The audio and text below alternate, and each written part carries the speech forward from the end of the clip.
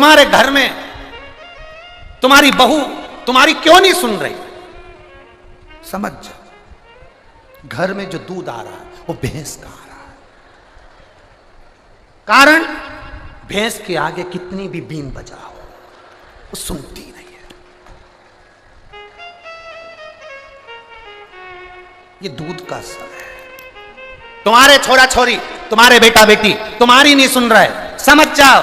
बोलो जम के, घर में भैंस का दूध आ रहा, तुम कितनी भी बीन बजाओ, छोरा मुझे कथा में छोड़िया, नहीं जाएगा। उधर मत जा, जाए। रोड पे अगर भैंस चल रही हो, तुम कितना भी हारन बजा के देखना, कितने भी हारन, वो आराम से दुमड़ी हिलाए उसकी पूंछ, और कितना भी हारन बजाओ ने, धीरे से भैंस ऐसी पलट के देखे जैसे नई नवेली बहू। उस भैंस के सूझे कितना ही हारन बजाओ नहीं हटे। तुम ज्यादा बजाओगे वो ज्यादा खड़ी होके पूंछ हिलाती। तुमने और ज्यादा हारन बजाया तो 2 बार मुंडी हिलाती, एक बार इधर, पर नहीं हटती। भैंस भैंस होती। तो जैसा थैली का दूध पियोगे तो थैली हो जाओगे, बोतल का पियोगे तो बोतल। वैसे भी बोतल बड़ी विचित्र हो गई है आज के जमाने में। जन्म से लेकर मरे तक बोतल निभ रही है। जन्म से लेकर पैदा हुए उसके बाद माँ ने जो हाथ में दूध की बोतल पकड़ाई, वो बोतल मरते दम तक नहीं छूटी। पहले थी बचपन में दूध की बोतल, धीरे धीरे बड़े हुए स्कूल गए तो पानी की बोतल, पानी की बोतल छूटी तो कॉलेज गए तो कोल्ड ड्रिंक की बोतल, कोल्ड ड्रिंक की बोतल खत्म हुई तो,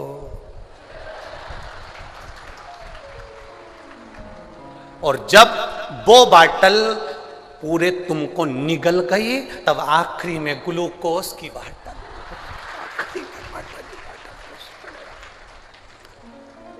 समाप्त। वो लोग एक भजन गाते हैं, देख नजारा, क्या बोलते हैं, देख नजारा माटी का, ऐसा कुछ बोलते हैं, ये लकड़ी का है, देख नजारा लकड़ी का। हम कहते देख नजारा बोतल का। बोतल का बचपन में माँ ने पकड़ाई थी हाथ में दूध की बोतल, जब से चालू हुई। और आजकल तो एक नया फैशन आ गया, माँ अपने बच्चे से इतना लाड़ी नहीं लड़ा पा रही है, बस बच्चों को संभालने के लिए एक माँ अलग से रख रखी है, वो उसको नहलाती खिलाती पिलाती सब। हमारा शिव पुराण वर्णन करता है, हमारा शास्त्र वर्णन करता है, शिव महापुराण वर्णन कर रहा है महाराज, रोटी 4 तरह की होती है। रोटी कितने तरह की होती है? जम के बोलो जरा, पीछे वाले भी बोलो, रोटी कितने तरह की? 4 तरह की रोटी होती है। पहले नंबर की रोटी माँ के हाथ की रोटी। एक माँ के जो हाथ की रोटी होती है उसमें ममता होती है, उसमें वात्सल्यता होती है, पेट भरा जाता है पर मन नहीं भराता, वो माँ के हाथ की रोटी होती है। पहली रोटी किसके हाथ की? जम के बोलो जरा, माँ के हाथ की रोटी, जिससे पेट भरा गया पर मन नहीं भराया, उसमें ममता है, उसमें वात्सल्यता है, उसमें स्नेह है, उसमें करुणा है, वो माँ के हाथ की रोटी होती है। दूसरे नंबर की रोटी पत्नी के हाथ की रोटी, जिसमें समर्पण होता है, जिसमें अपनापन होता है,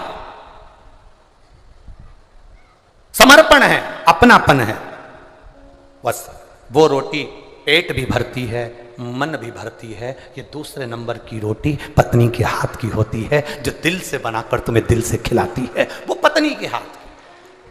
तीसरे नंबर पर बहू और बेटी के हाथ की रोटी। जब तक बेटी की शादी ना हो, बेटी के हाथ की रोटी, घर में बहू आ गई, बहू के हाथ की रोटी, ये तीसरे नंबर की रोटी है, ये कर्तव्य की रोटी होती है। हमें अपने कर्तव्य पर चलना सिखाती है, हमें अपने विचारों को एक बदलने की तरीका सिखाती है।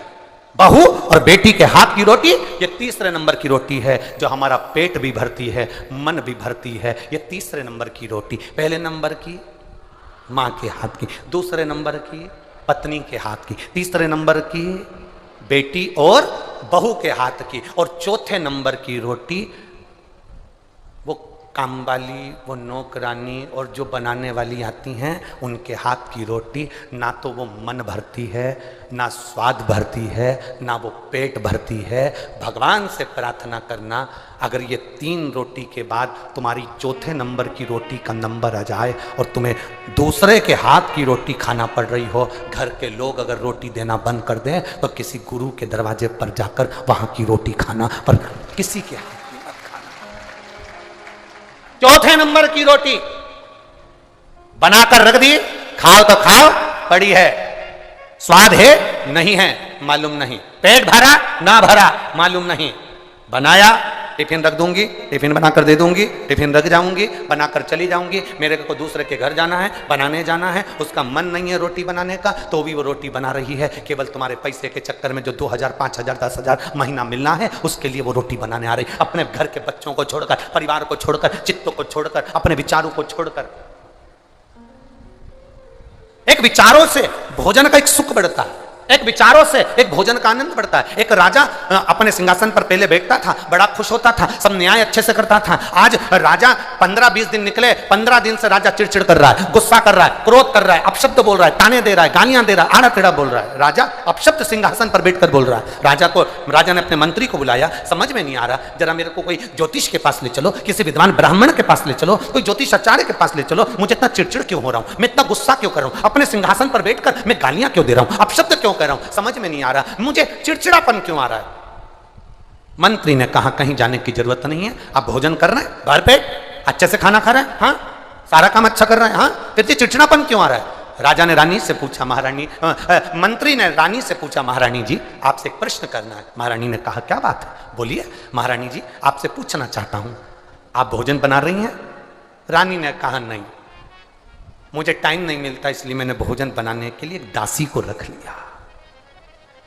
दासी को रख लिया? हाँ। दासी भोजन बना रही है? हाँ। राजा भोजन दासी के हाथ का कर रहा है? हाँ। बस दासी से मंत्री ने जाकर मुलाकात करी, दासी से पूछा, दासी सही बता क्या दुख है तेरे जिंदगी में।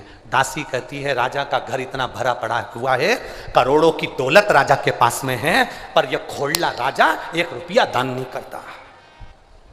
इतना भरा पड़ा मकान है, इतना सारा गाड़ी बंगला है, पर 1 रुपया ये खोड़ला राजा मुझे दान नहीं करता। मैं दिन भर रोती रहती हूँ, मेरे घर में तकलीफ है, मकान में पानी टपक रहा है, दीवार टपक रही है, दीवार गिर रही है, बच्चे भूख से बिलख रहे हैं, और ये खोड़ला राजा 1 रुपया का दान नहीं करता। अंदर से मुझे बहुत दुख है, तकलीफ है, इसलिए मैं क्रोध में कुड़-कुड़ के रोटी बनाती हूँ। बस मंत्री ने सुना, राजा से कहा, महाराज भोजन जो बना रही है उसके दिल में प्रेम से भोजन नहीं बन पा रहा, इसलिए तुम्हें क्रोध आ रहा है। भोजन बनाने वाली अगर दिल से बना कर दे तो घर भी स्वर्ग बन जाता है, नहीं तो घर नरक बन जाता है।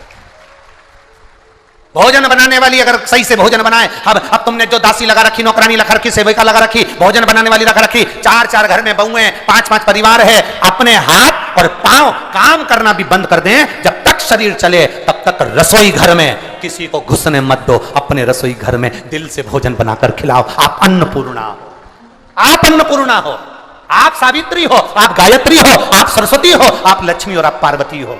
अपने हाथ से बनाया भोजन जब आप देती हो उसमें स्वाद रहता है, स्वाद।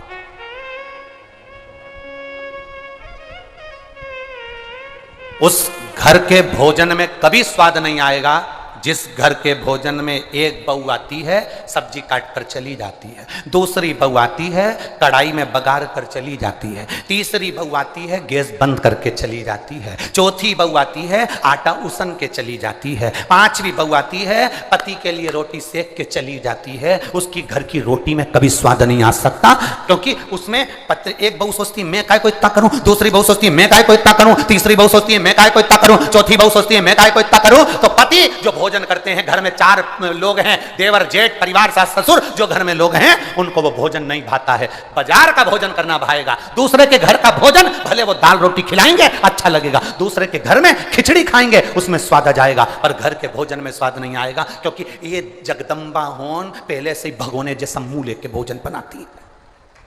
हमारी बात थोड़ा सा बुरा जरूर लगता है लोगों को, पर सत्य बात तो यही है, जितनी दवाई काम नहीं करती उतना इंजेक्शन करता है, उतना इंजेक्शन। बुरा जरूर लगेगा आपको हमारी बात का कि गुरुजी ऐसा बोले हैं, पर सत्यता है घर में अगर भोजन बना रहे हो, जितनी देर तुम्हारा भोजन बने उतनी देर तुम अपने ना परिवार से बात करो फोन पर, ना मोबाइल पर, ना हेडफोन में। अगर जितनी देर भोजन बने उतनी देर तुम्हारे दिल में ऐसी प्रसन्नता होना चाहिए, मेरे घर के लोगों को मैं क्या बना कर खिला दूं कि मेरा घर खुश हो जाए। जब तुम्हारे भीतर खुशी होगी तो खाने वाले के भीतर खुशी होगी और आनंद की अनुभूति होगी। अब तुम तो भोजन बनाते बनाते भी हमारी तो जिंदगी देख आटा उसनती जा, नरक हो गया मेरा जीवन, नरक। ये बुढ़िया तो मुझे खाए जा रही। भोजन बना रही, रोटी बन गई, जिस आटे को उसन रही थी वो आटा भी कह रहा था अरे ओ चंद्रघंटा काहे मेरा दम निकाल रही है। आटा भी कह रहा प्रेम से। चलो प्रैक्टिकल करना, घर में पूरी सब्जी बनाकर खाना, घर में चावल दाल बनाकर खाना, और इस कथा के पंडाल के बाहर अगर कोई पूरी सब्जी भंडारे की मिल रही हो, कोई चावल दाल यहां बाहर भंडारे का मिल रहा, फिर भंडारे की पूरी सब्जी, भंडारे का भोजन, भंडारे की कद्दू की सब्जी, काशी फल की सब्जी और इतनी मोटी मोटी पूरी, जब तुम अन्नकूट की और भंडारे की खाते हो उसमें नमक भी नहीं होता तो भी स्वाद आता है, क्योंकि भगवान के लिए प्रेम से बने, प्रेम से बने। कहां गया वात्सल्य, कहां गई करुणा? बहू के हाथ की। और चौथी रोटी अगर तुम्हारे को खाने का समय आए कि अब कोई मुझे रोटी नहीं दे रहा है, काम वाली से बनवा लूं, कोई बनाने, तो तब किसी सदगुरु के पास जाना, किसी गुरु के दरवाजे जाना, उसके दरवाजे में बैठकर गुरु के भंडारे में जो भोजन बने वो थोड़ा सा खा लेना, तो पेट भी भरेगा और दिल भी भरेगा और परमात्मा भी मिलेगा। वो शरणागति, शरणागति की। भोजन ऐसा करिए कि हमारा भजन का बल बढ़े, भोजन ऐसा करिए जो हमारे भजन का बल बढ़े।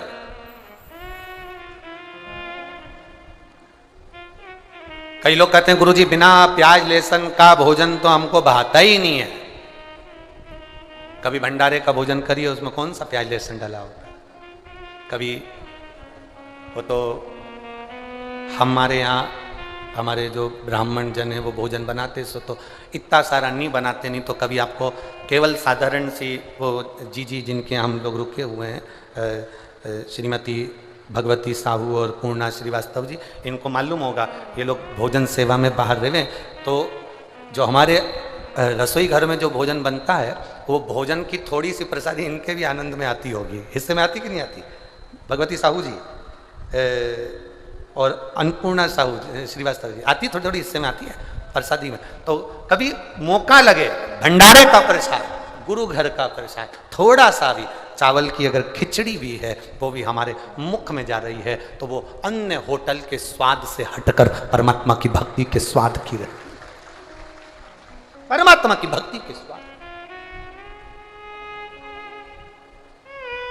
उसमें स्वाद की पूर्णता होती है। अब इलावल ने विचार करा, करें क्या? देवता सब घबरा गए, भगवान शिव जी के पास में गए और भगवान देवाधिदेव महादेव से जाकर प्रार्थना करी और निवेदन करा, बाबा ये मरेंगे कैसे? ये बतापी और इलावल जो आड़ा टेढ़ा भोजन करा रहे हैं, गलत भोजन कराते हैं और भोजन कराकर लोगों को नष्ट करना।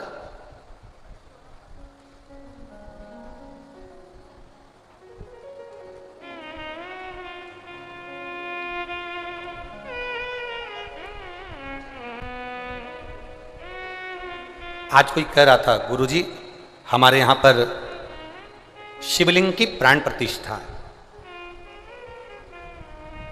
गुरुजी हमारे यहां पर शिवलिंग की प्राण प्रतिष्ठा है। हम उनसे कहना चाहेंगे कि शिवलिंग की प्राण प्रतिष्ठा नहीं, प्रतिष्ठा स्थापना स्थापित होती है। प्राण प्रतिष्ठा की जरूरत मूर्ति को होती है, प्राण प्रतिष्ठा की जरूरत मूर्ति को होती है, शिव जी की प्राण प्रतिष्ठा नहीं। शिव जी को प्राण नहीं दिए जाते, शिव तो खुद दुनिया को प्राण देते हैं, उनकी प्राण प्रतिष्ठा नहीं, प्रतिष्ठा होती है। ब्राह्मण आएंगे, यज्ञ करेंगे, पूजन करेंगे, सारे अधिवास करेंगे और उसकी प्रतिष्ठा करेंगे। दूसरी कोई मूर्ति हो, कोई दूसरी मूर्ति हो, उसमें प्राण दिए जाते हैं, उसकी प्राण प्रतिष्ठा होती है। और शंकर भगवान का जो शिवलिंग हम स्थापित करते हैं उसको कहते हैं स्थापित करना,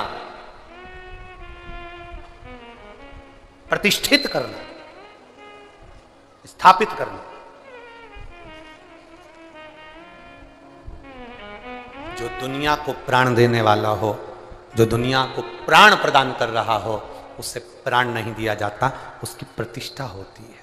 ध्यान दें,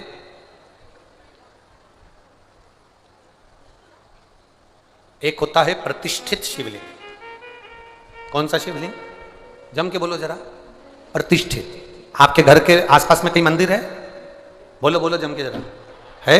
अपने घर के आसपास में जो मंदिर है, अपने घर के आसपास में जो ब्राह्मणों द्वारा, संतों द्वारा, साधुओं द्वारा, गुरुओं द्वारा, सन्यासियों द्वारा, तपस्वियों द्वारा, साधकों द्वारा, सती द्वारा, सावित्री द्वारा, किसी ब्राह्मण विद्वान द्वारा जिस मंदिर के अंदर स्थान पर जो शिवलिंग रखा जाता है उसको प्रतिष्ठित शिवलिंग कहते हैं। प्रतिष्ठित शिवलिंग तो प्रतिष्ठित है, स्थापित है।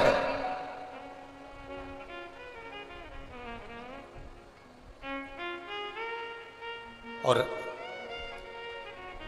फिर वर्णन किया, वो प्रतिष्ठित शिवलिंग की गणना में आ गए। दूसरे नंबर पर आता है स्वयंभू शिवलिंग। दूसरे नंबर पर कौन सा है? जम के बोलो जरा सा।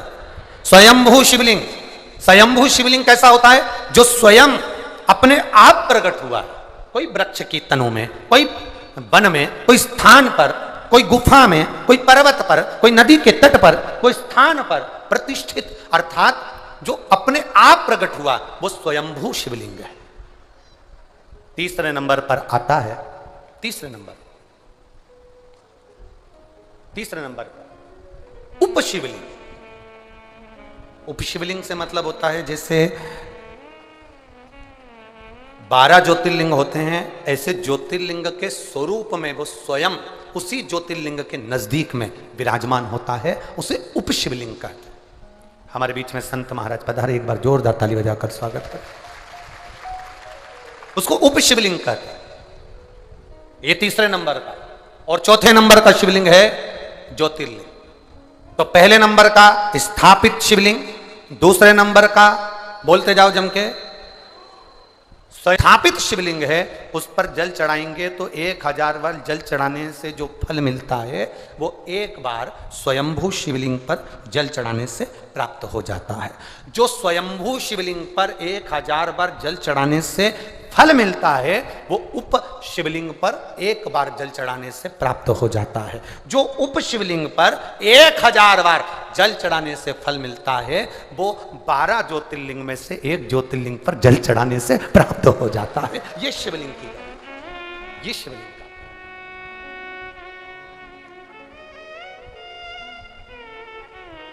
दो चीजें बड़ी दुर्लभ है। अब तो बहुत सरल हो गई, अब तो बड़े सरल सी लगती है दो चीजें, पर दो चीजें सबसे ज्यादा दुर्लभ। एक ज्योतिर्लिंग का दर्शन, दूसरे नंबर पर है भगवान शंकर की शिव महापुराण की कथा। ये बड़ी दुर्लभ है, बड़ी कठिन से मिलती है। जो करवाने वाले हैं उनसे पूछो जरा, ये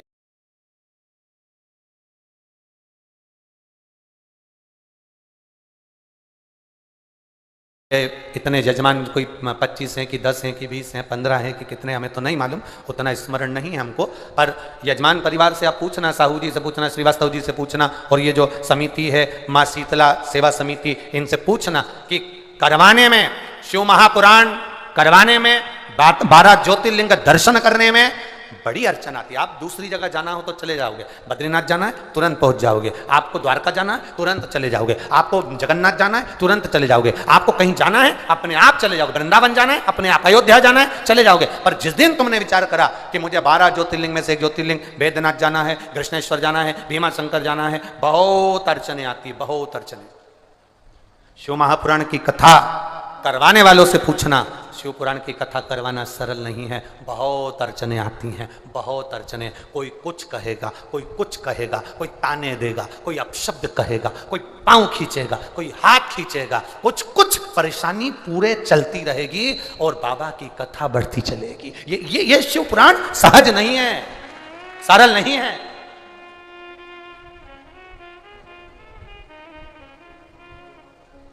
इसलिए है मैं पीऊं तो पीऊं कैसे?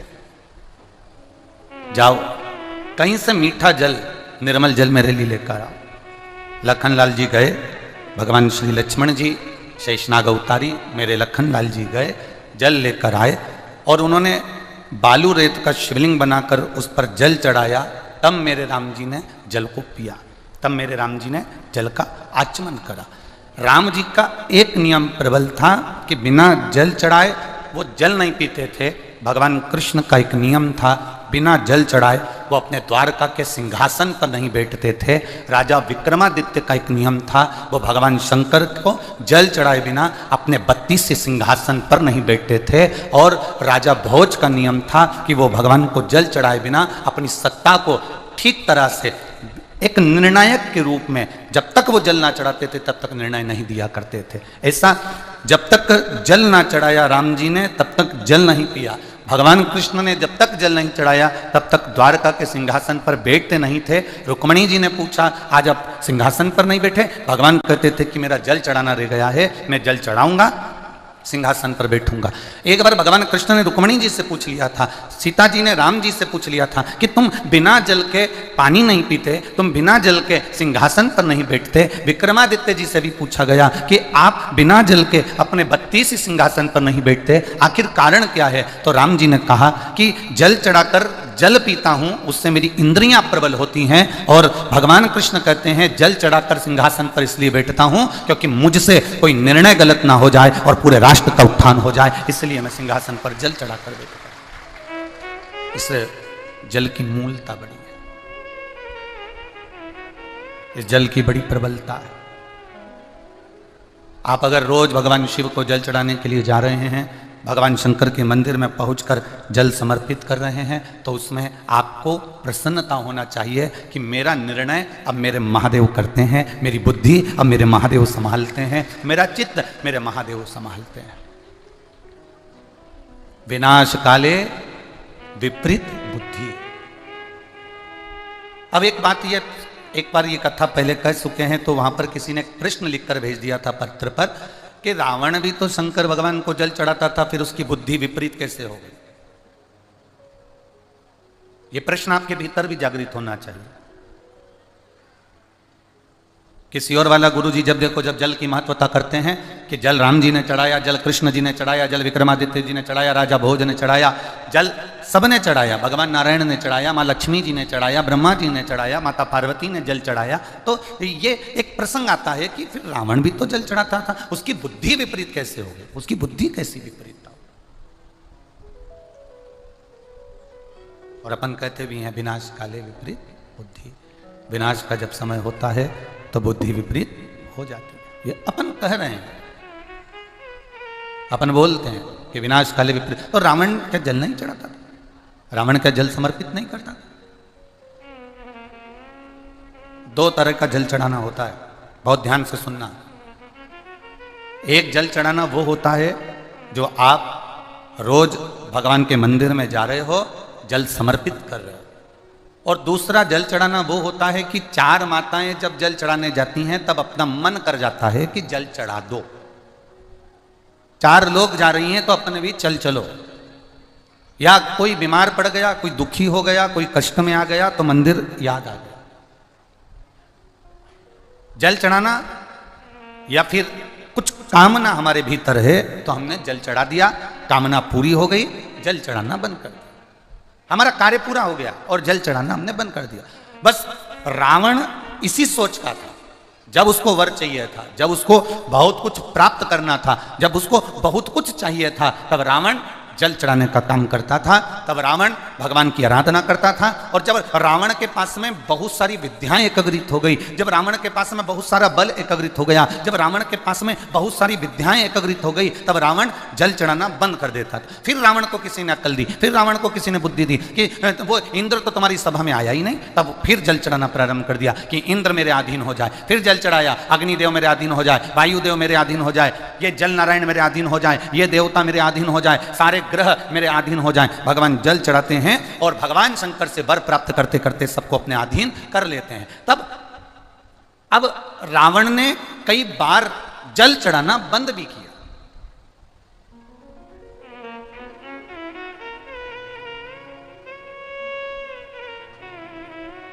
मांगने के लिए हमने भगवान की आराधना कर ली, मांगने के लिए हमने बहुत कुछ आराधना करी, पर उसके बाद जब हमारा कार्य सिद्ध हो गया तो हमने भगवान का द्वार छोड़ दिया।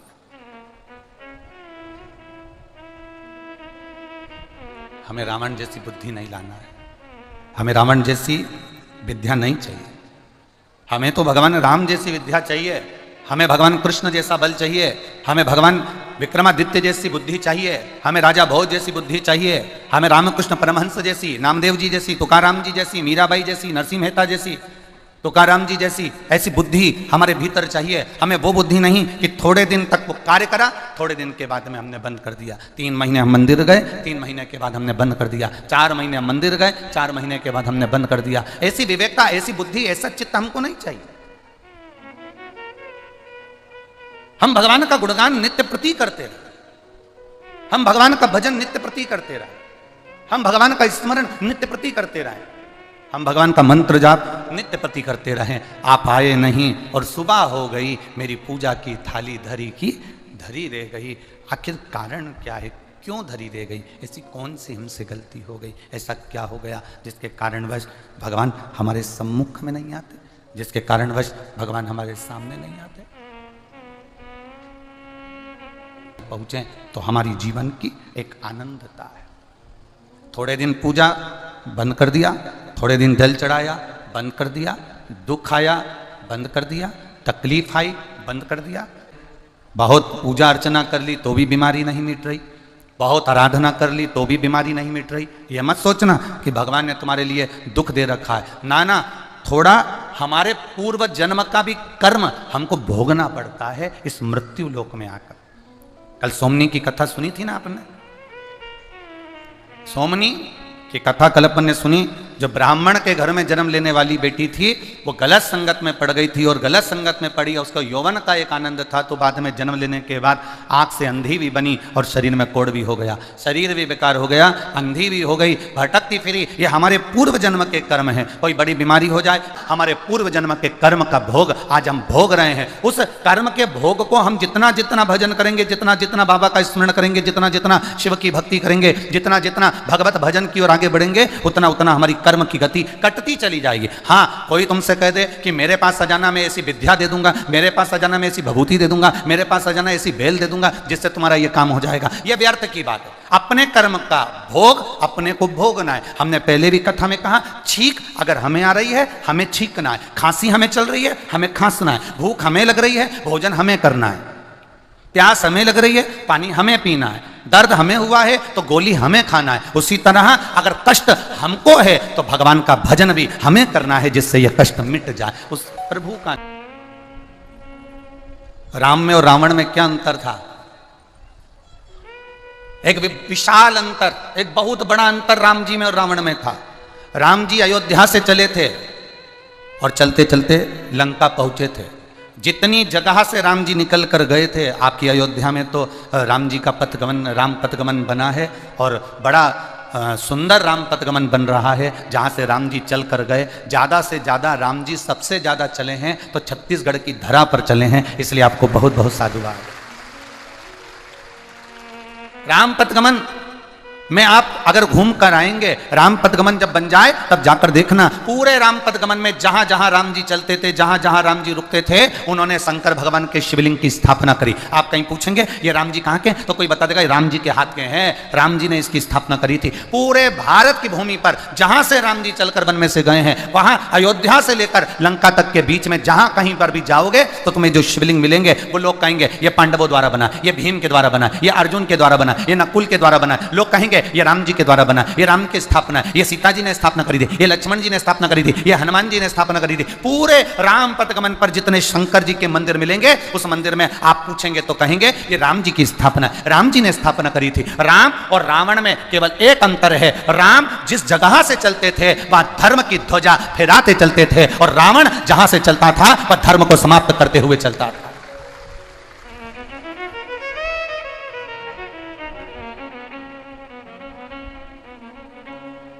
क्या करा राम जी ने? यज्ञ करवाया। राम जी ने क्या करा? यज्ञ अनुष्ठान करवाया। रावण ने क्या करा? कोई यज्ञ कर रहा था तो उसमें रक्त का मटका डाल दिया।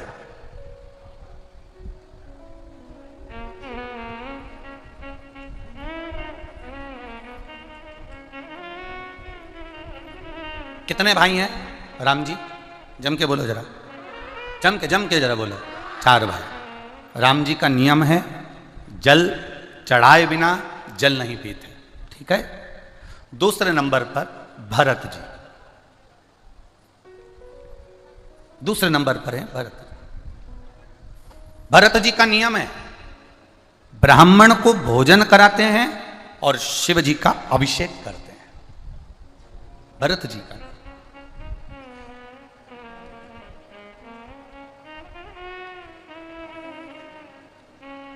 ये भरत जी का नियम।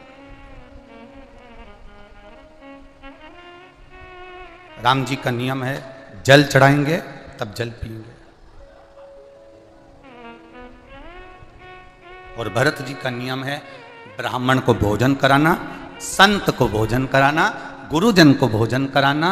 कोई आ गया अतिथि दरवाजे पर उसको भोजन कराना, और उसके बाद भगवान शिव का काम है आपको धर्म से हटाकर अधर्म की ओर ले जाना, पर भगवान आपके जीवन की सार्थकता सिद्ध कर देगा।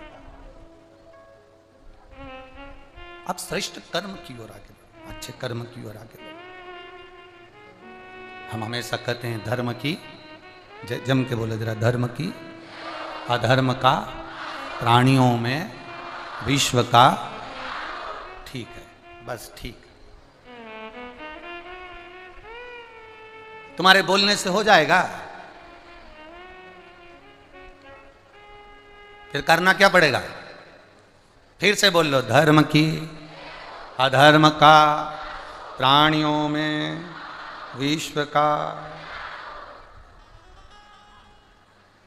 हाउरी जी, बालोद वाली,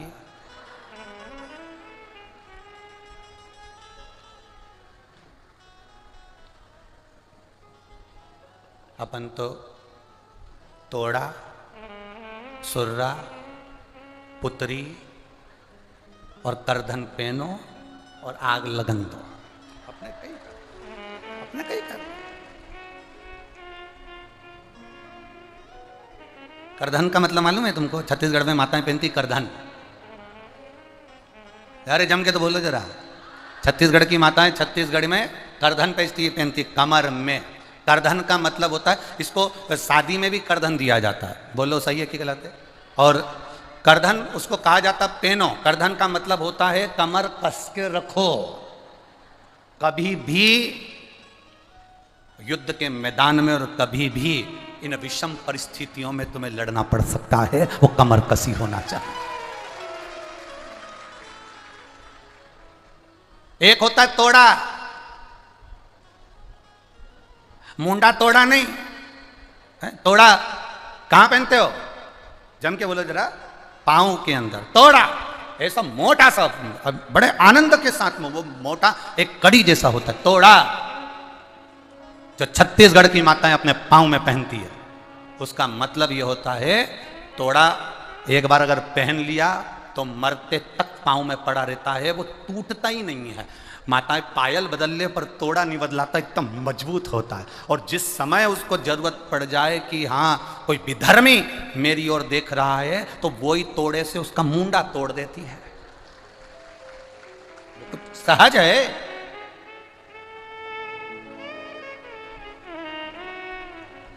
फिर से बोलो, धर्म की अधर्म का, प्राणियों में विश्व का। बस ठीक है, हो गया। बोलने से नहीं होने वाला, बोलने से नहीं। अब थोड़ा सा करके भी दिखाना है आपको, थोड़ा सा करके दिखाना है आपको। जिन जिन क्षेत्रों में कहा जाए कि गणेश जी की पूजन मत करो, जिन जिन क्षेत्रों में कहा जाए कि माता रानी की पूजन मत करो, जिन जिन क्षेत्रों में कहा जाए कि शंकर जी पे जल मत चढ़ाओ, बस अब तुम्हारी बारी है। अब तुम्हारे को क्या करना है, ये तुम्हारी जवाबदारी है।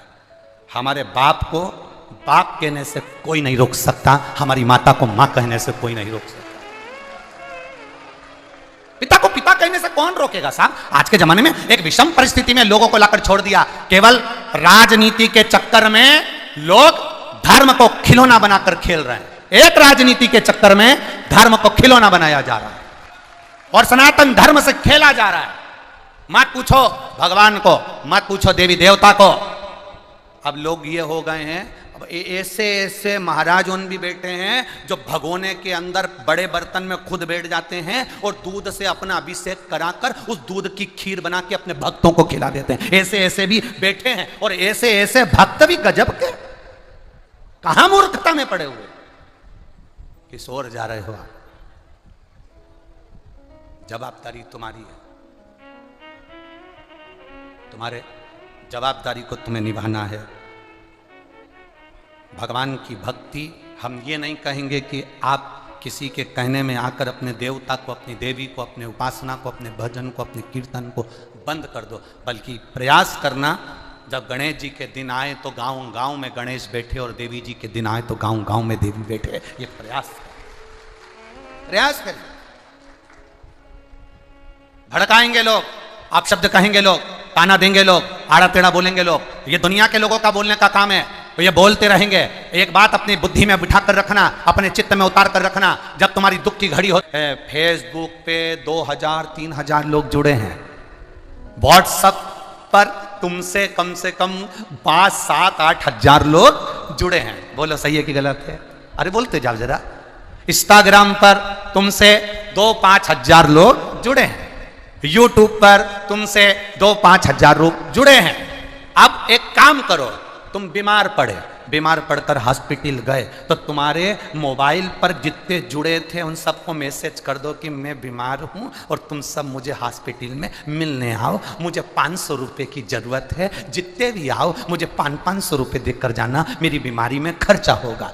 जितने जुड़े हैं ना, उसमें से 1-2 आ गए तो बहुत बड़ी बात है।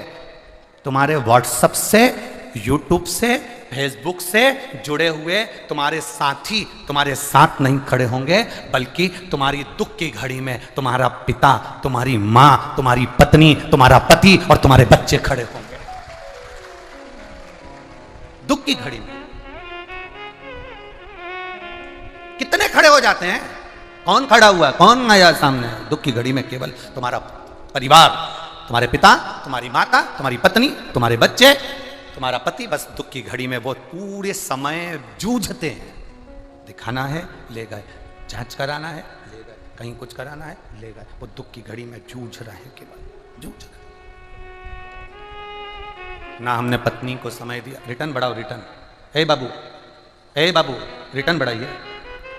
ना हमने पत्नी को समय दिया, ना हमने बच्चों को समय दिया, ना हमने पति को समय दिया, ना हमने पिता को समय दिया, ना हमने अपनी माता को समय दिया।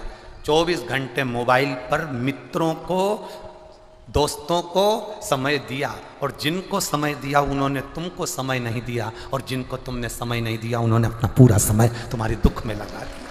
पूरा समय।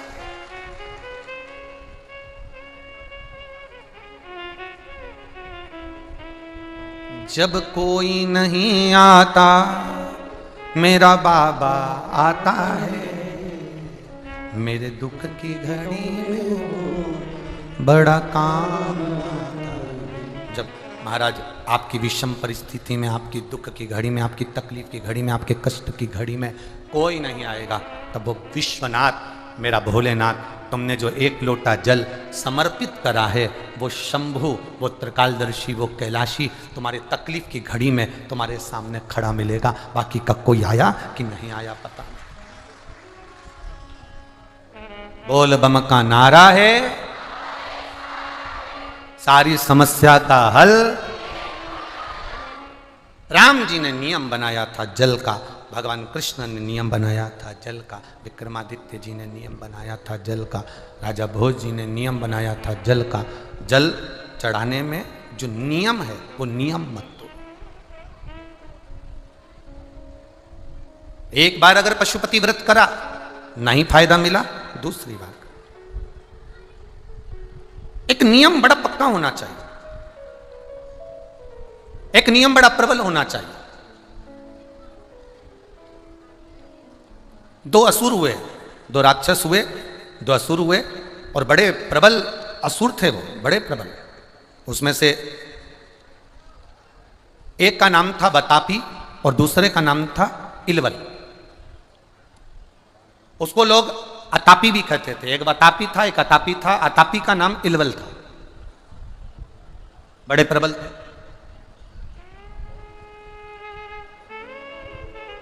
इन्होंने किसी की भक्ति नहीं करी। अब इन्होंने भक्ति करी तो केवल देवादिदेव महादेव की करी। और दोनों ने उन्हें मालूम था कि सबसे जल्दी अगर कोई राजी होने वाला देवता है, सबसे जल्दी अगर कोई राजी हो जाता है तो वो देवादिदेव महादेव हो जाता है, सबसे जल्दी राजी। जल चढ़ाया, दिल से चढ़ाया, राजी। शिव मंदिर के सामने से निकलकर चले गए, मंदिर के अंदर भी नहीं गए, दिल से शिखर का दर्शन कर लिया और हाथ जोड़कर कह दिया, बाबा इस कार्य के लिए जा रही हूं, आप संभाल लेना बाबा, तेरे भरोसे हूं बाबा। बहुत सारे वर इनके पास में थे, बहुत सारे वरदान इनके पास में थे। इन्होंने शिव जी की भक्ति करी, भगवान शंकर की भक्ति करी, और शिव जी से भक्ति कर कर, शंकर भगवान की भक्ति कर कर वर प्राप्त करा इलावल ने कि अगर कोई मर गया, मान लो किसी के प्राण छूट गए, और मैं अगर आवाज लगाऊं, मैं अगर बुलाऊं, वो मरा हुआ व्यक्ति जिंदा दौड़कर मेरे पास में आना चाहिए। ये वर इलावल ने शिवजी से प्राप्त किया। और बतापी ने वर मांगा भगवान भोलेनाथ जी से कि मुझे वर दो कि मैं कोई भी रूप रख लूं, किसी भी रूप में चले जाऊं और वापिस फिर अपने असली रूप में आ जाऊं। ये वर देवादिदेव महादेव ने दे दिया। अभी आपको कहा था कि राम जी में और रावण में बहुत बड़ा अंतर है। राम जी यज्ञ करवाते हैं, अनुष्ठान करवाते हैं, पुण्य धर्म की ध्वजा को लेकर चलते हैं, और रावण का काम है कि जहां यज्ञ हो रहा है वहां पर रक्त का घड़ा भरकर उसमें डाल दो।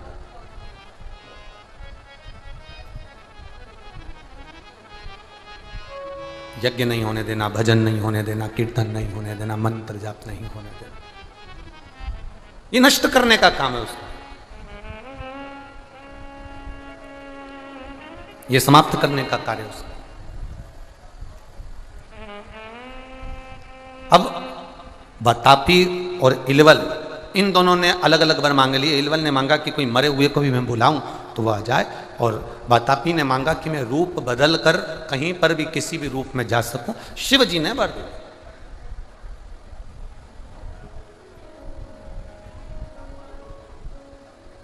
इतना वर प्राप्त करने के बाद इन दोनों ने एक काम चालू करा कि अब अपन मरने वाले तो है,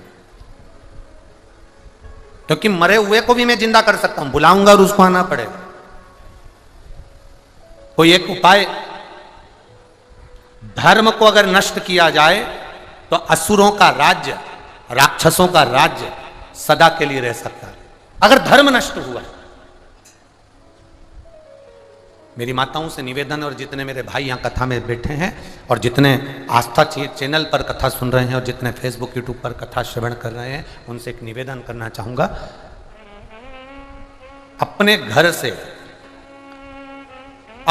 से एक पानी का लोटा अपने घर से भाग लेकर आकर अपने घर के पूरे भागों में छिड़के, और अगर बन सके तो जो पानी सब पीते हैं उसी जल में वो जल थोड़ा सा डाल दिया जाए, जिससे सबके अंदर वो जल पहुंचे, तो उसके जीवन की सिद्धता अपने आप आ जाती है।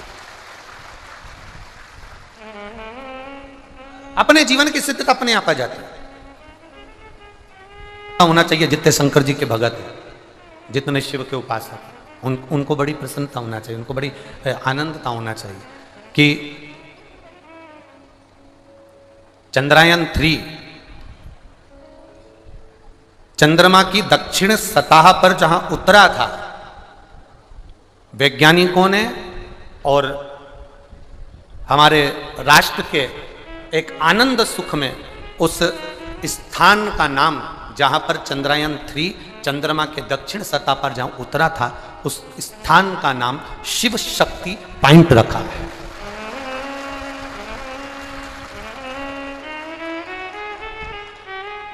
उस स्थान का नाम शिव शक्ति पॉइंट रखा है।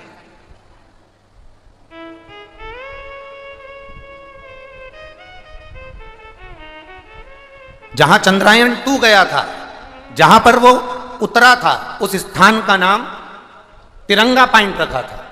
परंतु चंद्रयान 3 जहां उतरा तो वैज्ञानिकों ने जो कहा कि हमारे वेद और हमारे शास्त्र, हमारे शिव तत्व को जानने वाला शंकर की भक्ति क्या होती है, शिव के माध्यम से वेदों से जो विज्ञान ने प्राप्त करा, उस विज्ञान ने जो वेदों से प्राप्त करा, वो प्राप्त करा हुआ पहला गया चंद्रयान 2 नहीं पहुंचा, चंद्रयान 1 नहीं पहुंचा, पर चंद्रयान 3 बिल्कुल चंद्रमा की सतह पर पहुंचने का